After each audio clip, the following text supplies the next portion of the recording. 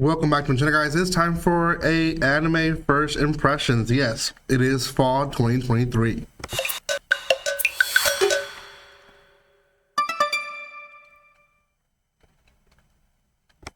We are finally starting the fall 2023 anime first impression season, which is going to last about 2 or 3 weeks of me releasing a bunch of videos, first impression videos. So as of probably tomorrow, Friday, I'm going to stop posting regularly when it comes to manga volumes and all that. I'll still post reactions as they come out, but everything else is going to be on stop for now. And they will resume once we finish these first impression videos. Now, this is going to be on A Girl and Her Guard Dog. It is releasing right now, currently in Crunchyroll. And I think the opinion that I have is very much seen in the comment section of this video. I'm watching it right now, and it's basically it basically, a lot of people have the same mindset. But before anything, guys, if you have not done so by now, subscribe to my channel. If you're new and you want to see first impression videos, I'm going to release as many as possible this season, which hopefully is the most of them. So make sure you are subscribed. Make sure you do like, comment, and share this video, because that also helps tremendously. And yeah, let's just talk about the series itself. So, A Girl and Her Guard Dog. The episode itself gives a little bit of her backstory. Her parents died in an accident, and her grandfather took her in. Grandfather was a yokozuna, which, for those who don't know what that is, it's basically the Japanese mafia, and it's very much a well-known mafia. Like, people know about it, right? So she got taken in, and she was given essentially a member to be her guard. Now, he tells her that he'll be father and mother for her, and she cries, and it's like, but you're too young. And she's like, I'll be your big brother if I have to. I'll be your everything. And he tells her, like, everyone here might not be related by blood, but we're all family. So very cute, nice scene. Very much conflicting to what happens at the end, but I will get to that. The episode continues with her growing up and essentially going to high school, and she's worried about high school. She's worried about making friends and so on and so forth.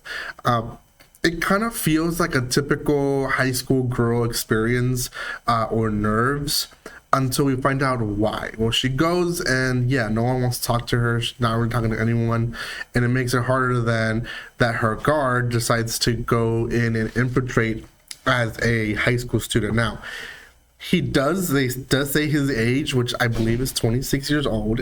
He's pretty old. I mean, he's only 3 years younger than me. We'll just put in that math, and I'm pretty old.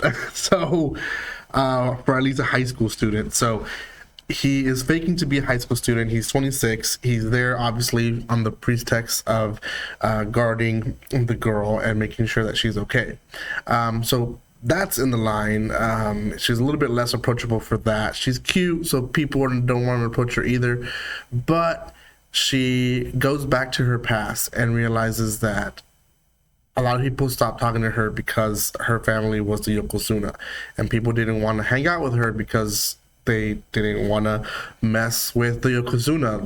Their parents were like, my parents say your parents are not good people, or that your family's not good people. And this obviously hurt her socially, but it hurt her emotionally as well, because and she says it in the episode, the people that she loved dearly and saw as family, everyone else seems to hate, and have their own opinion about who they are and who they should be, I guess, in the eyes of the world. Now, I do want to bring up the point that the way the mafia runs in the US and Mexico, and I'm more familiar to the Mexican side just because I do have family there. It's a lot different how it runs in Japan. There's less of them messing with civilians and stuff like that. So even then, they're not well respected, and I can see why people, like, if I have a daughter and I knew she's hanging out with a girl whose parents were, you know, drug lords or whatever, I wouldn't be comfortable either. I would be like, maybe you find some new friends, right? So I understand where their parents are coming from, but at the same time, they were also prejudging them without even knowing who they were. So there's that point. But again, there's some prejudgment that you can do, and it's not too bad to do it. But anyways, the story continues with her wanting to join the volleyball team. She does. She's not good at it, so she practices. Through all this, we see how protective her guard is. One of the other Yokozuna hits her with a ball, and he's like, "You hit her! Like, how dare you?" He beats him up. And she's like, "We're just practicing." And she's like, "I'll practice with you." And she says, "No, because you're going to go easy on me. Like, I need to learn because I want to play." Well, she goes and plays. She has her first game. She does well. She does hurt her finger. And the guy immediately rushes her to the nursery, heals her up. And she's like, "Well, what you think? Do you think that I did good?" And he's like, "Yeah, you did." So it's... Okay, in all this, it's basically him sharing how it's difficult for him to let go, because to him, that's basically his daughter, right?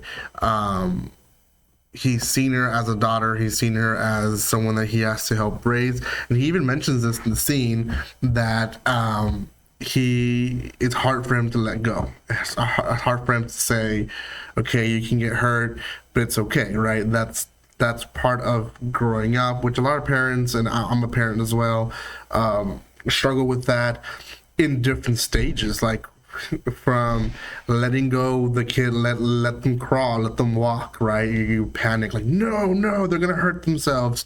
You gotta let them go, right? That happens again when you have to let them go to school, to elementary, right? You freak out. But then you have these stages where she wants to be a social butterfly and be who she is or is going to be. And it's going to be hard for him to let go. All that is sweet. Now there's like hidden context within the episode, and she says he's so cute and that's why I love him. And I think the comment section, I went to the comment section. I usually don't go to the comment section. The comment section got the same feels that I felt, which is, are they gonna be a thing? Like, are they loving each other? There's one comment saying, like, the cops are here for that age gap. You know, there's a huge age gap. Yeah. One is age is just a number and jail is just a room. That's hilarious.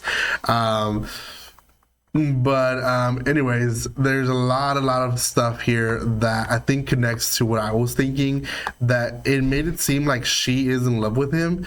One says, "Ew, what the F?" Thought bro would have had a son and they'll grow up together.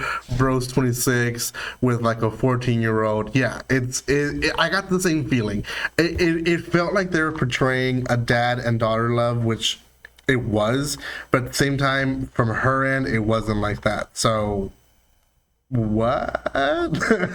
Because of that, I'm going to lower it to a 5.5. I was going to give it a 6.5. 5.5, the weird way to start the season. There is another series that I'm currently watching called My Daughter Left the Nest and Returned as an S-rank adventurer. Still father-daughter love.